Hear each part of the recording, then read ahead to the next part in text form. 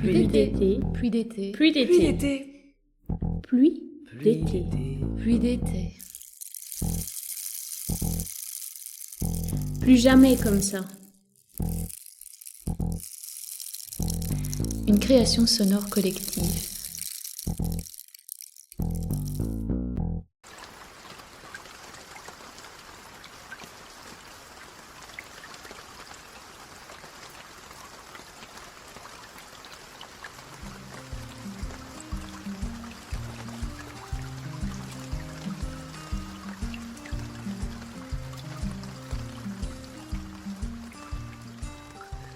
Alors, je suis avec Tony, donc je vais te demander de te présenter un petit peu. Qui es-tu Voilà, je m'appelle Tony Criserfi, je suis retraité et ma passion c'est l'accordéon.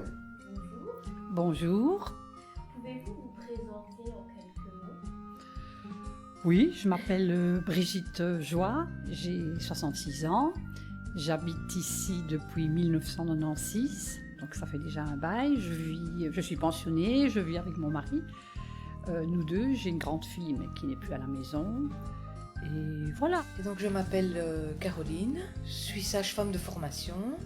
Je travaille à l'ONE depuis 10-12 ans, et à Angleur en particulier depuis janvier 2022.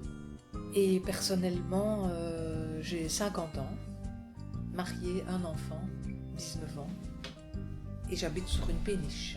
Bonjour monsieur, donc je vais vous demander de vous présenter à nouveau comme vous le Et ben voilà, donc mon nom c'est Sturmac, mon prénom c'est Claude, et j'habite au 14 rue Artus Brice à Angleur. Oui, le gang des paillettes, oui. Ils ont été sympas avec vous? Bien sûr. Ben oui, autrement, nous ne Mais serions bien plus sûr. là. Est-ce que vous pouvez vous présenter un petit peu en quelques mots? Oui, ben voilà, je m'appelle donc Tony Martins, je suis le président du club de foot local, le JD Pulseur. Je suis papa de 2 enfants et d'un beau-fils, donc j'ai bientôt 60 ans.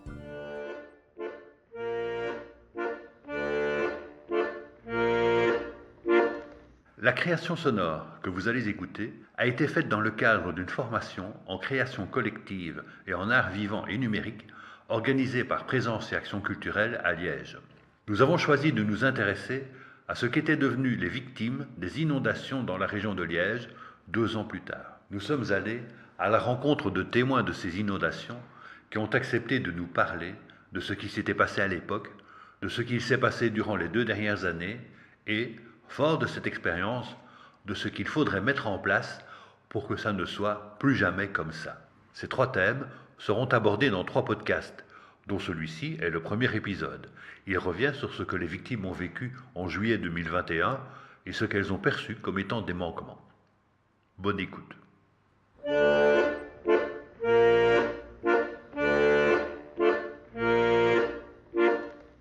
Moi, mon souvenir, c'est qu'il a commencé à pleuvoir dans la matinée. J'ai entendu à la radio qu'il y avait des problèmes dans la vallée de la Vesdre, oui, principalement dans la vallée de la Vesdre. Mais comme le matin, c'était super. Enfin, à Angleur, il n'y avait rien, quoi. Et à la radio, on n'annonçait rien de bien particulier. J'ai une de mes sœurs qui habite à Chénet, où là, l'eau est arrivée beaucoup plus vite. Donc, elle m'a téléphoné, elle m'a envoyé des vidéos. Quand j'ai vu l'eau qui ravageait déjà tout, j'avais l'impression que c'était pas vrai. Et là encore, je me disais, oui, mais ça va pas arriver chez nous. C'est là-bas et c'est pas ici, alors que c'est à 3 kilomètres. Comme j'ai vu que le bus ne redescendait plus sur Angleur, j'ai débarqué au Sartillement et je suis redescendu à pied. Et quand je suis arrivé en bas, il y avait de l'eau un peu partout, quoi. Plusieurs gens m'ont dit, écoute, commence par vider ta cave, tu vas être inondé. Et nous, comme tous, on est restés assis sereins. Depuis que j'habite là, on a les seules, entre guillemets, inondations que l'on n'a jamais eues, c'est quelques centimètres dans la cave. Et en fait, c'est plus le fait que les égouts, quand il pleut extrêmement, il pleut vraiment très fort, à mon avis, les égouts ne suivent pas vraiment. Au début, Quand l'eau a commencé à tomber et qu'on a commencé à être inondé, là, bon, on entendait tous les sons de cloche et on ne savait plus. L'eau vraiment monter durant la nuit. Donc ça fait doublement peur parce qu'on ne voit rien, il n'y avait plus d'électricité. Jeudi matin, on s'est rendu compte que c'était trop tard. Qu'on ne savait plus sortir dans notre bateau, tout seul.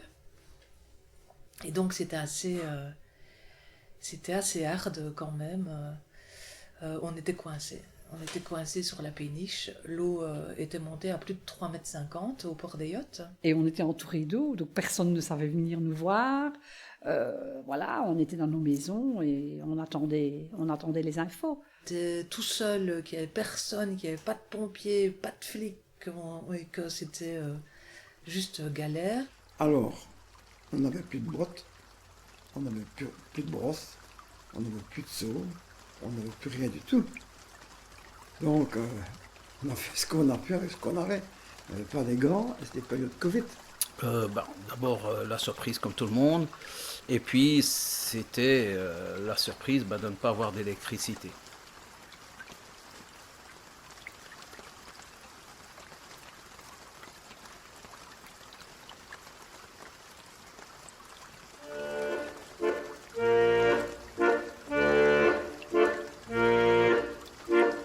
Papier, il faut écrire. Je ne suis pas un écrivain, moi, hein, donc moi, je fais de la musique. Et donc, Il y avait aussi une aide à ce niveau-là pour aider les gens à remplir leurs papiers, etc. Mais c'était quand même le brol. Hein. Ils ont été dépassés. Et à ces moments-là, ça a quand même été très dur parce qu'il n'y a plus rien qui avançait. On ne répondait plus au téléphone.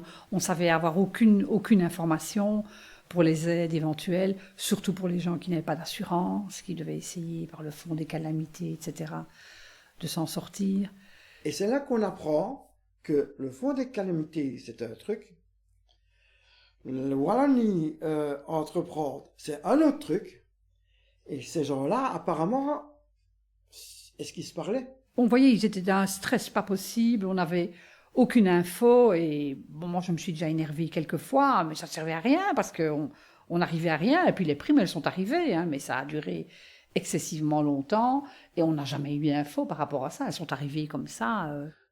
Jamais pensé qu'on serait inondé à ce point-là. Oui, enfin, pas jugé utile d'assurer le contenant, quoi. Bon, moi j'ai eu la chance d'avoir une bonne assurance et donc d'avoir été, oui, bien aidée, enfin d'avoir aidé normalement, correctement. Donc de ce côté-là, les choses ont duré une petite année avant que tout soit réglé.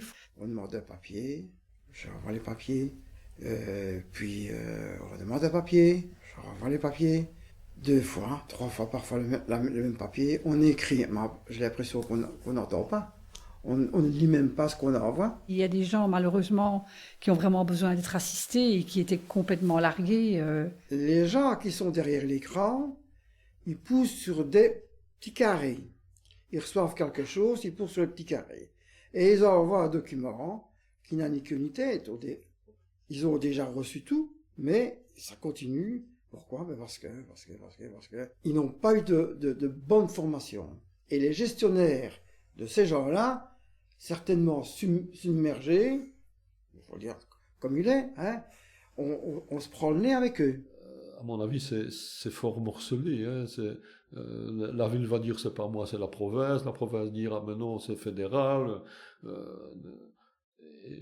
crois qu'un des problèmes, c'est celui-là, c'est que il n'y a pas la responsabilité ou la prise de décision est morcelée, enfin est répartie en différents organismes, différentes personnes, et toute la difficulté c'est de coordonner. Même là, à mon avis, une des causes des inondations, elle est là aussi. Hein. On a entendu que le chef dise qu'il fallait ouvrir les vannes du barrage, quoi. Hein. Et le chef, enfin, je raconte un peu n'importe quoi, mais le chef était en congé, quoi. Hein. On n'a pas eu cette impression-là, quand même. Hein.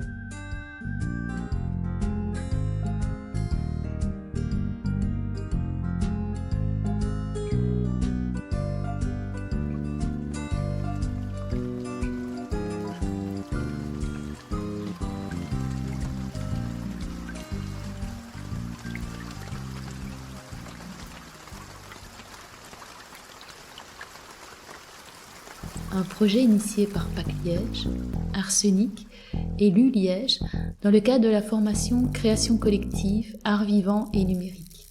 Nous remercions Brigitte, Claude, Tony, Caroline, Tony, Raphaël, le gang des paillettes et Gianfranco. Une création collective réalisée par Christelle, Paul, Jean-Marie, Marion et Fanny, avec l'aide de Margot, Claire et Fabrice. Février 2024.